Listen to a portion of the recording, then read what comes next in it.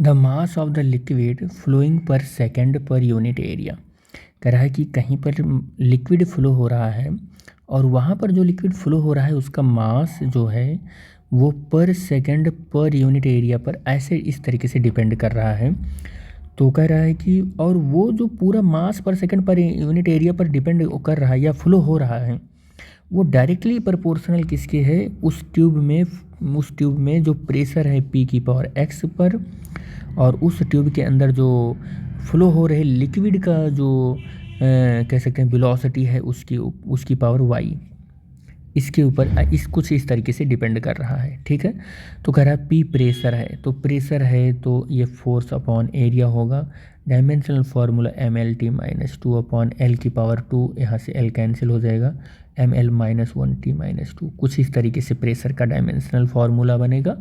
और कह रहा है जो वेलोसिटी है वो एल टी की पावर -1, इस तरीके से उसका डायमेंशनल फार्मूला बनेगा।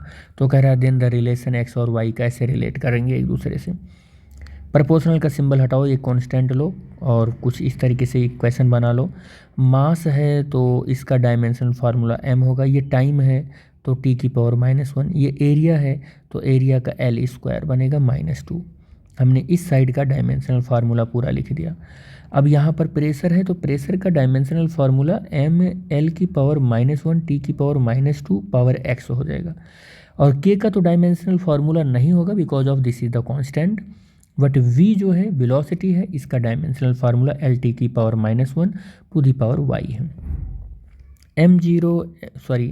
m और l की पावर -2 t की पावर -1 और m टू दी पावर देखो यहाँ से x हो जाएगा, यहाँ पर y हो जाएगा और l की पावर -x हो जाएगा और प्लस y हो जाएगा, t to the power -2x और -y हो जाएगा।